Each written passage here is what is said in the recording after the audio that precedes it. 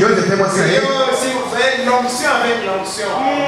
Et ils ont compris que c'est parce qu'ils ne connaissaient pas Siméon. Il dit, papa, la mère, papa, il y a solo, c'est le bébé, c'est lui, c'est fils. Ah bien, des mois, les Il a années. donné le moi. Et vous pensez ça comment? Oh, il a béni le bébé. Oh, merci Seigneur. Oh, maintenant, là, tu pourras me laisser aller en paix. Oui,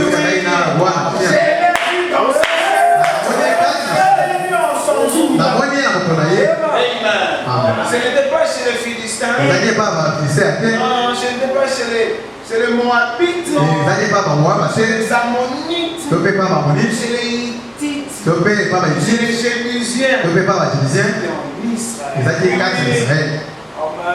Manassé. Une nation. Qu'est-ce que vous faites de Jésus?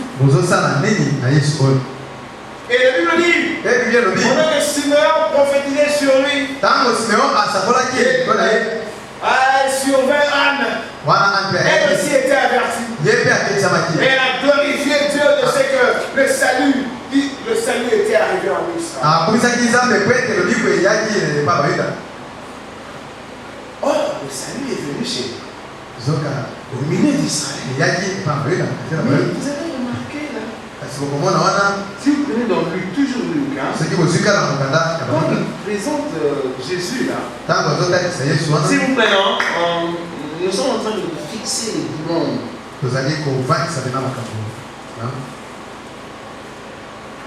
Prenons Luc 2, 25e, s'il vous plaît. Et voici, il y avait à Jérusalem un homme appelé Siméon.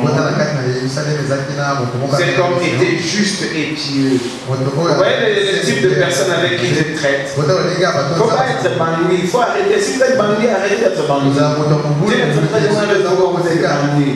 Vous allez voir que tous ceux avec qui Dieu a traité étaient toujours des gens préparés. Pour que le Saint-Esprit descende chez Corneille. Vous savez pas que Corneille a un témoignage. Le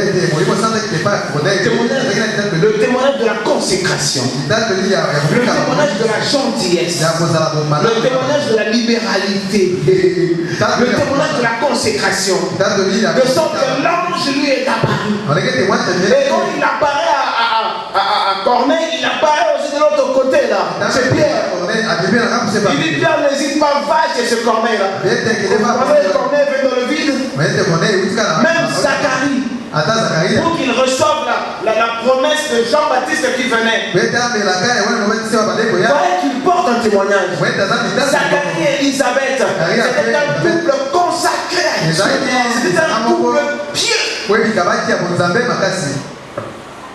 Cessez d'être bandit.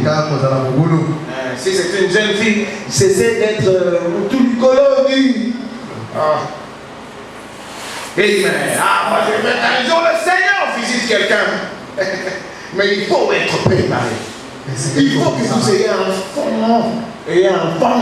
C'est ce fond-là qui va attirer Dieu. Il ne faut pas par hasard. Cessez d'être bandit le frère. Soyez comme les jeunes filles. Écoutez. Cet homme était juste et pieux. Il attendait la consolation. Et l'Esprit Saint était sur lui. Il avait été divinement averti par le Saint-Esprit qu'il ne mourrait point avant d'avoir vu le Christ du Seigneur. Il vint au temple poussé par le Saint-Esprit. Et comme les parents apportaient le petit enfant Jésus pour accomplir à son égard ce qu'ordonnait la loi, les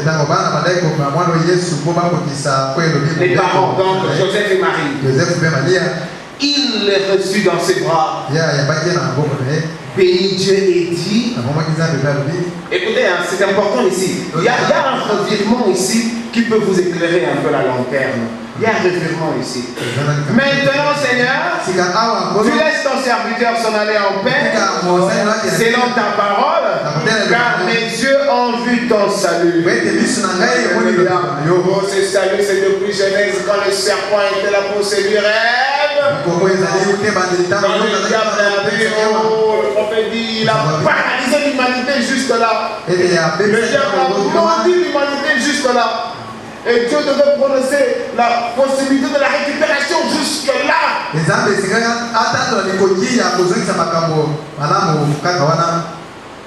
Et ici, Siméon voit ça. La promesse s'accomplir dans la chair. Il dit, oh, mais j'ai envie d'en saluer. Écoutez, salut que tu as préparé devant tous les peuples. 32. Lumière pour éclairer les nations. Remarquez ici. Maintenant, la bénédiction passe d'abord par les nations. C'est prophétique. En principe, ça passe toujours d'abord Israël et puis les nations. Mais voici que cette promesse s'accomplit finalement. Comme prophétiquement, Israël devait le rejeter. Israël ne l'a pas reçu. Qu'est-ce qui se passe ici? Siméon parle, poussé par le Saint-Esprit. Et le langage divin est carrément retourné. Alors que depuis les temps anciens, tout appartient à Israël. Israël et les nations. Israël et les gentils. Mais voici qu'ici, la promesse s'accomplit. Et remarquez, Siméon dit ceci: lumière pour éclairer les nations et gloire d'Israël, ton peuple. Israël est comme mis derrière ici. Qu'est-ce qui se passe? Qu'est-ce qui se passe ici? Je vous ai lu la fois passée dans Matthieu, non? Vous savez, Dieu il connaît. En fait, non, il a des méthodes. On l'appelle grand stratagème. Paul connaît ça. Paul du haut, profondeur. C'est dans Matthieu 4. 12. Matthieu 4. Jésus-Christ se prépare pour commencer à proclamer. Écoutez, Jésus, dans Matthieu 4, ayant appris que Jean avait été livré, il se retira dans la Galilée. Jésus quitta Nazareth et vint demeurer à Capernaum, situé près de la mer, dans le territoire de Zabulon et Nephtali, afin que s'accomplisse ce qui avait été annoncé par Isaïe le prophète. Le peuple de Zabulon et de Nephtali, de la contrée voisine de la mer, du pays, au-delà du Jourdain. Au-delà du Jourdain. Écoutez. Et de la Galilée des païens. Des païens. Ce peuple assis. Les païens. Ce peuple assis dans les ténèbres. Ce peuple a vu une grande lumière. Et sur ceux qui étaient assis dans la région de l'ombre de la mort, la lumière s'est levée. Dès lors, Jésus commença à prêcher et à dire: repentez-vous, car le royaume est proche. Comme on dit en Galilée, chrétien là-bas et puis il est allé au-delà du Jourdain, vers la Galilée des païens. Ici, Siméon parle le Saint-Esprit. L'ordre de la bénédiction passe par Israël. Et voici dans Luc 2, il commence par lumière des nations. Et la gloire d'Israël. C'est ici Ephraïm et Manassé. Ils sont arrivés avant. Mais ils ont bafoué la bénédiction. Les nations qui priaient des esprits qui avaient les multitudes de Dieu, qui ne connaissaient pas ce Dieu d'Abraham, voici que ce Dieu leur arrive finalement. Et pour comprendre comment cette divinité est arrivée aux païens, ah non, mais il faut voir le refus d'Israël. Ils ont combattu Jésus. Ils n'ont pas voulu de lui. Ils ne voulaient pas l'écouter. Et ils ont cherché plusieurs fois l'arrêter. Ils ne voulaient pas de lui. Et ils menaçaient tous ceux qui l'écoutaient. Israël, qu'est-ce qui se passe? Ils ne l'ont pas accepté. Jusqu'à ce que plus grave, il a ressuscité un mort de 4 jours.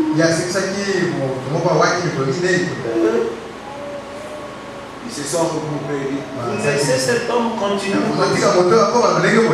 Il va nous créer des problèmes.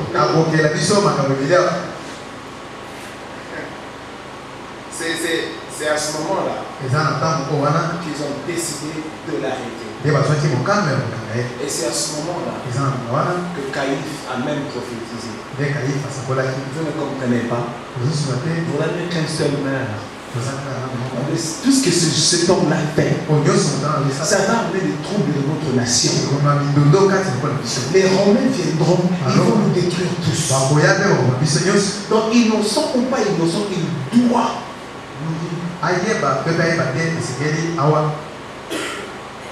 et ils l'ont crucifié. Et ça, c'est pourquoi je vous dis dimanche tout ce qu'on avait vu. Que son sang tombe sur nous.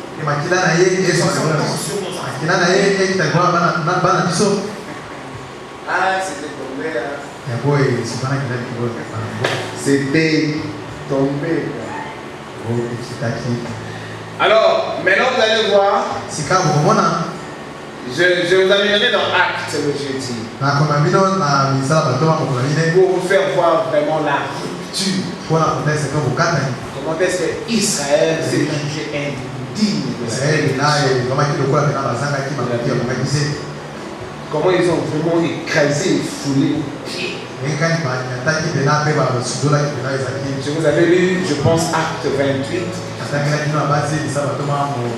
Où Paul les avait réunis pour dire que mes frères, je suis avec vous, mes frères. Je suis pharisien, éduqué comme pharisien.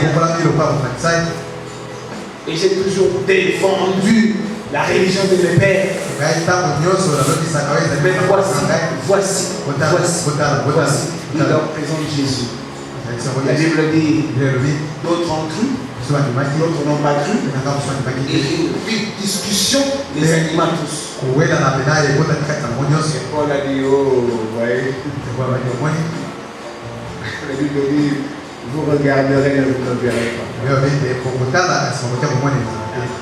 Vous écouterez, mais vous ne comprendrez pas. C'est Jésus, nous le portons chez les païens et eux écouteront. Le prophète dit, je me suis révélé à un peuple qui ne me cherchait pas. À cause de la crédulité d'Israël. Il a dit à Paul, quand Paul a finalement compris qu'il combattait contre le Dieu de ses pères, il voulait apporter cette lumière en Israël. Il voulait amener cette lumière en Israël. Mais Dieu lui-même descend, il dit à Paul, n'y va pas. Parce qu'ils ne recevront pas ton témoignage sur moi. Mais lève-toi, va chez les païens. Ephraïm et Manassé. C'est ça, les bras croisés de Jésus. La bénédiction de l'aîné. Israël, il a dit à Pharaon, Moïse, dis à Pharaon, mon premier-né. Tu laisses aller mon premier-né. Manassé doit aller m'adorer. Et Manassé s'est déclaré indigne. Le prêtre ou le sacrificateur qui était en train de traiter Jésus-Christ pour la circoncision, comme nous le disons souvent ici, il a pris le bébé de Marie. Siméon par le Saint-Esprit a su qui il était. Anne par le Saint-Esprit a su qui il était. Mais voici un serviteur qui prend le bébé. Il ne prend pas un peu ordinaire. Il dit, madame, vous allez amener quoi? Parce qu'il fallait amener un agneau. Voilà. Si vous êtes pauvre, alors vous amènerez des taureaux, des pigeons. Alors Joseph et Marie étaient des pauvres. Ils n'ont pas su réunir de quoi acheter un agneau. Il dit, madame, qu'est-ce que vous avez amené? D'après l'histoire, la prophétie l'a même dit. Il travaille pour de l'argent. Il travaille pour le gain. L'histoire dit que chaque fois qu'il voyait un pauvre, il ne pouvait pas tellement s'occuper. Mais il fallait voir le risque, parce qu'il y avait toujours un bénéfice. Sûrement il a vu Jésus, Marie, simple. Et puis après ça, il a vu les tours. Vous allez amener quoi là? Parce qu'il commençait à faire du commerce avec ce sacrifice-là. Si vous ne savez pas. C'est dans Malachie, vous allez voir ça. Ils ont corrompu le temple au point que Jésus a pris un fouet sac et les a fouettés tous. Sortez ici. Ils ont fait le temple de Dieu un lieu de business. Ils avaient même des contrats avec des commerçants qui vendaient tous ces holocaustes-là. Quand vous amenez votre holocauste qui vient d'un dépôt inconnu, c'est un peu comme aujourd'hui, comme les médecins, ils vous envoient faire des examens dans des labos où ils ont des pourcentages. Si vous ne faites pas, d'ailleurs, ils ne vous reçoivent pas. Vous êtes malade, vous irez faire des examens dans tel labo. Vous savez pas que c'est codé là. Quand vous arriverez dans le labo,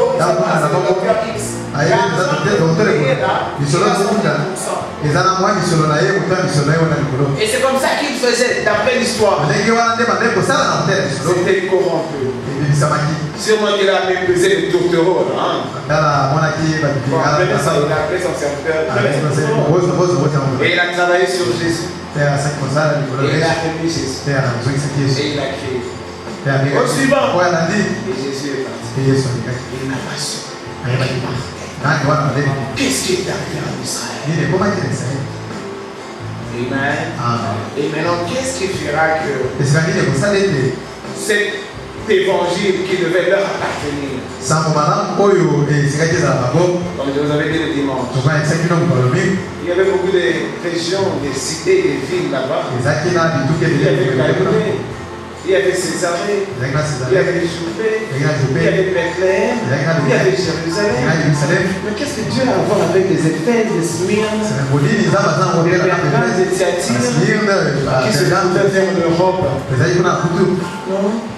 Qu'est-ce qui se passe que cette lumière s'en va ailleurs? C'est ce que nous voulons comprendre. Amen. Alors ce soir, je voulais essayer un peu de serrer le boulon dans ce sens-là. J'espère que je ne reviendrai plus. Je suis vraiment satisfait selon moi. Alors le jeudi, nous allons vraiment nous attarder sur la rupture d'Israël. C'est-à-dire le divorce d'Israël avec Dieu. Et c'est alors que nous pourrons alors facilement entrer et évoluer avec notre âge de l'église. Amen. Applaudissez pour le Seigneur. On va se lever, on va se lever.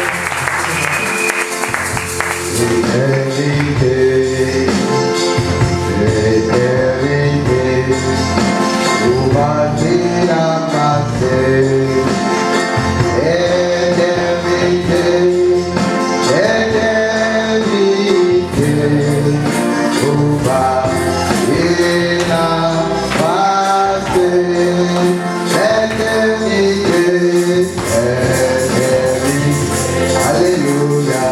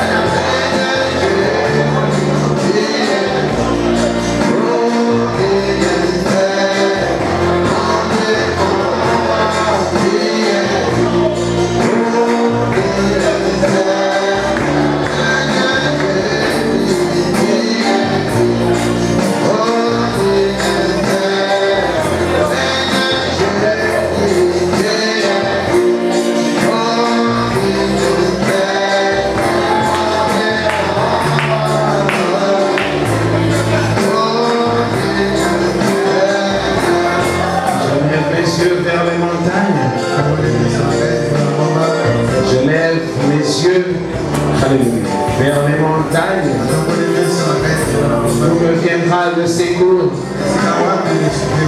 Le secours vient de l'Éternel. L'Éternel qui a fait les cieux et la terre. Il ne permettra point que ton pied chancelle. C'est lui qui te garde, ne sommeillera point. Alléluia. Voici, il ne sommeille ni ne dort. C'est lui qui garde Israël. L'Éternel est celui qui te garde. L'Éternel est ton ombre à ta main droite. Pendant le jour, le soleil ne te frappera point, ni la lune pendant la nuit. L'Éternel te gardera de tout mal. Il gardera ton âme. L'Éternel gardera ton départ et ton arrivée. Dès maintenant et à jamais. Je lève mes yeux vers toi. Vers toi qui sièges dans les cieux. Voici, les yeux des serviteurs sont fixés sur la main de leur maître.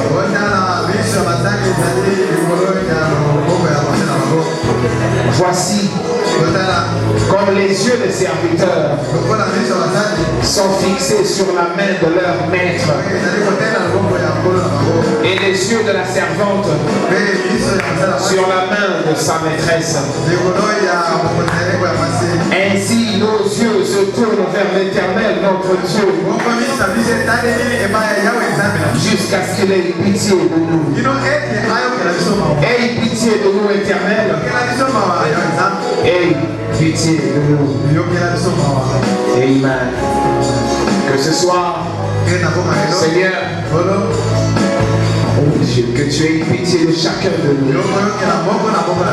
Que tu ne nous regardes pas dans nos faiblesses, Seigneur. Que tu ne nous regardes pas dans nos manquements. L'agneau est mort. Le sacrifice a payé le prix à la croix de Golgotha. Afin que ce soir, nous soyons des ayants droit. Ceux qui entrent dans ton sanctuaire béni à cause de la propitiation, à cause de l'œuvre de la croix, à cause de Jésus-Christ. Oh, quand tu nous regardes dans ta parole, parce que c'est ta parole qui nous réunit en ce lieu, tu ne peux que bénir nos âmes en nous élevant dans le lieu céleste en Jésus-Christ. Oh, bénis chaque âme en ce lieu. Ce qui est impossible alors, toi Dieu, tu le fais. Amen. C'est lui qui ne dort ni ne sommeille. Alléluia. Le Dieu tout-puissant, le merveilleux en œuvre. Amen. Oh, merci Seigneur. Alors que le travailleur a son œuvre, regardant à son patron pour son salaire,